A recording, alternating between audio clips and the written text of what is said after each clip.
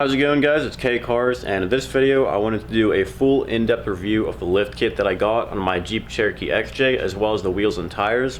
So in this video I'm going to be giving you guys all the part numbers, prices, as well as actually getting underneath the Jeep and actually going over what the lift kit came with. If you guys are new to the channel, this is my 2001 Jeep Cherokee XJ. I got this thing about a year ago. It was completely stock whenever I got it, and I decided to go ahead and get a 3-inch lift and put 31-inch mud tires on it. So specifically, I ended up getting the Rusty's 3-inch advanced lift kit. They actually offer 3 different variations of the 3-inch lift kit. So as you see here, they have a 3-inch leaf, and they have a 3-inch spring pack, and they also have the 3-inch advanced lift kit. I decided to go with the 3-inch advanced lift kit just because it comes with a few extra things that the other 2 lift kits do not have. Specifically, we're talking about the track bar, control arms, and extended brake lines, as well as some additional options that I decided to add on to the advanced lift kit right here that I'm going to show you guys. It has a picture of everything that you get standard with this lift kit. So that includes the shocks, track bar, coil springs, control arms, upper and lower, full leaf springs, extended brake lines, front and rear, as well as the U-bolts. So that's everything that comes standard with the advanced lift kit. And if we look down here, we have all these options for like additional things that you can add to this lift kit. The front shocks, I believe I just got like the standard ones that come with it, so no extra cost for those. They have like 4 or 5 different options that you can choose from, but I just decided to get the standard ones for $0 extra. Same thing for the rear shocks right here. For the front coil springs, they do have an option for the heavy duty ones. That's a good idea to get if you're planning on doing like a heavy duty front bumper maybe. And they don't have an additional cost, so that's definitely a good thing if you're planning on getting those. For me, I just went with the standard ones right here. And for the lower control arms, we have the fixed ones as well as the adjustable ones. I just got the fixed ones right there, no additional cost.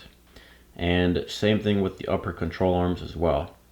Now right here is the axle type. You're going to have to select this because it determines the size of the U-bolts for the lift kit.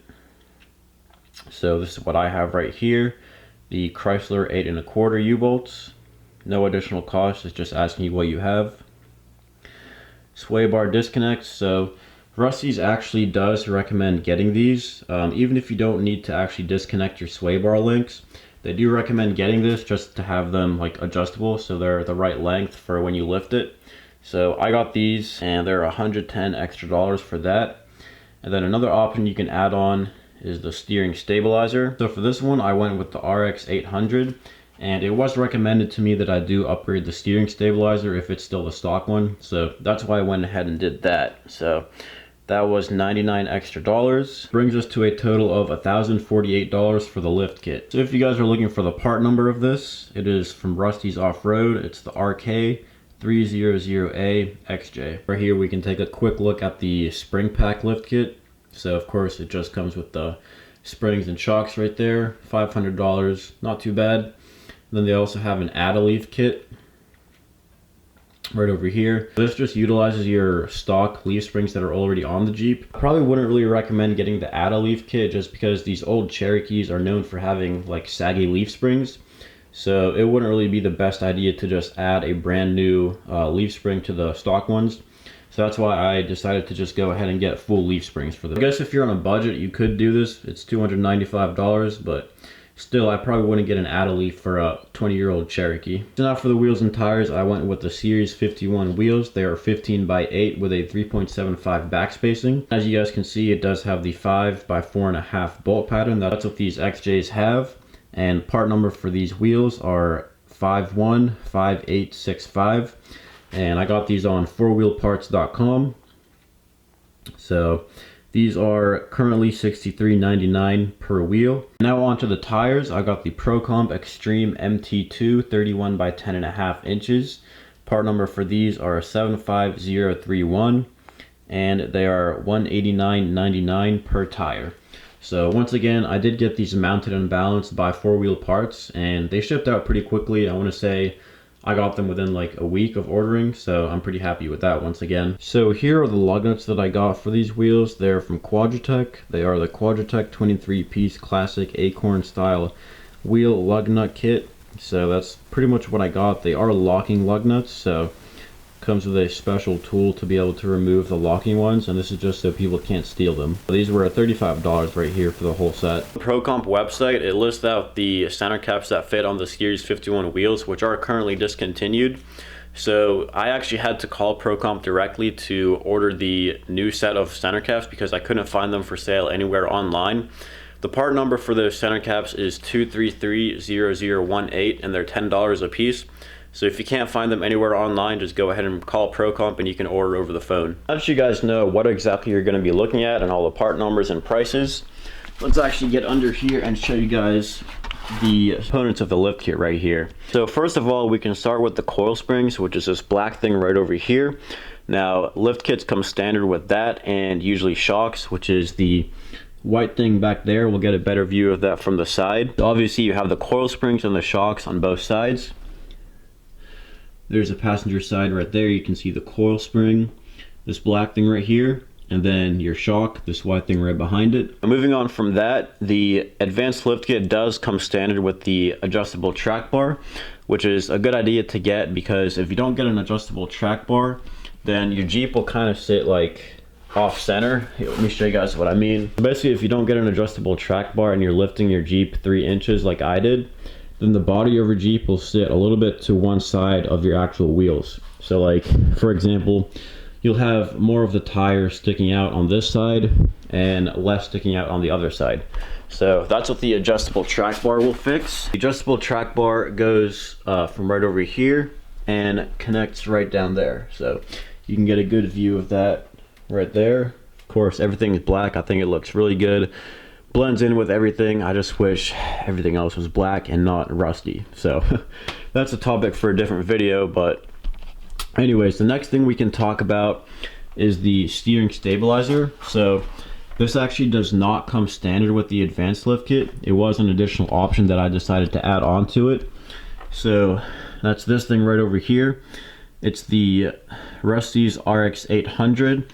I believe, like I said, it was about $100 extra for that if you wanted to add it to the lift kit. I went ahead and just got that because I thought it was going to be a good idea, and it was also recommended to do it if I was still on the stock one, which I was. Moving on, the next additional option that I had for this lift kit were the sway bar end links right here with the quick disconnects. Some people completely remove their sway bar, which is this thing right here. I wanted to keep mine in, and Rusty's actually does recommend getting these adjustable sway bar end links with quick disconnects.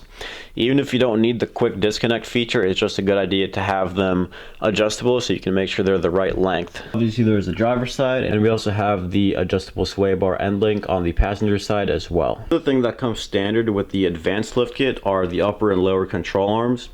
So as you see right there, I did get the fixed control arms. So there's a control arm, and obviously right there is the other control arm. And of course we have the same thing on the other side right there. So that's everything in the front. Let's go ahead and move over to the side so I can show you guys a better view of the shocks and the extended brake lines. Alright guys, so we're currently underneath the driver's side, and right here you can see a better view of the shocks right there. I did just get the standard shocks that come standard with the advanced lift kit, and then like I said, the advanced kit also comes with extended brake lines, which are right over here. And then you can also get a better view of the control arms, of course, right over here.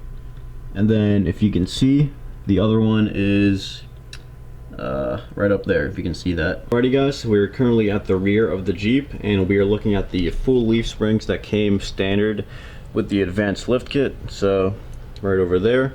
And then the U-bolts, you can see those things right over there. Like I said, on the website it does ask you for your axle type in the rear, and that's what determines the size of a U-bolt, so you definitely want to make sure that you get that right.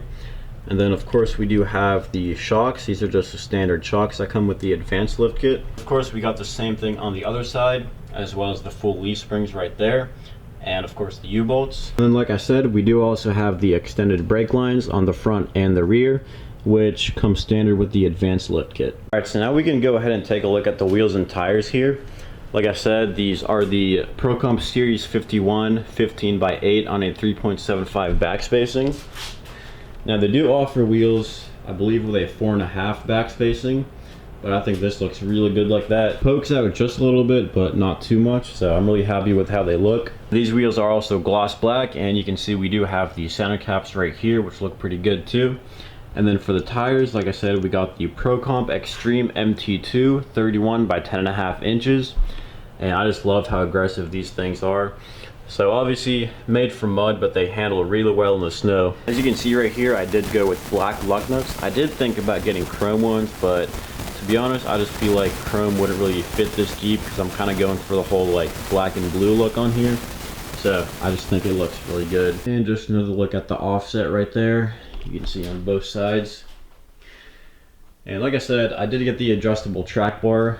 That way the wheels would poke out the same amount on both sides. So it is a good idea to go ahead and get that adjustable track bar if you are lifting your Jeep. Overall, I am really happy with how this lift kit turned out. I'm going to be doing a first impressions video just to give you guys, like, you know, my first impressions of what I thought about the Jeep whenever I first picked it up and drove it for the first time. One thing I will say in this video is that it does have slight vibrations, so in the future I probably will be getting a slip yoke eliminator, and I know Rusty's has one for like 500 bucks on their website. And it comes with a brand new CV drive shaft as well. So it's probably what I'm going to end up doing to this Jeep just to get rid of those vibrations. I'll talk about that more in depth in my first impressions video, so make sure you guys subscribe so you don't miss that. Alright guys, so that's going to do it for this video. Make sure to check out my channel for more Jeep videos. I have all kinds of videos like repairs and regular maintenance stuff that I've done to this Jeep, as well as some off-roading videos. I did take this Jeep through a snowstorm when it was completely stock on all-season tires. I also went to the same place during a different snowstorm after getting this thing lifted on 31-inch mud tires. That's probably one of the most fun videos that I've made so far. The link to both of those videos will be down in the description if you guys want to check those out. If you guys have any video suggestions for videos you would like to see in the future, or any questions, make sure to drop those down in the comments. And if you guys like this video or found it entertaining, make sure to like, comment, and subscribe. And as always, thanks for watching.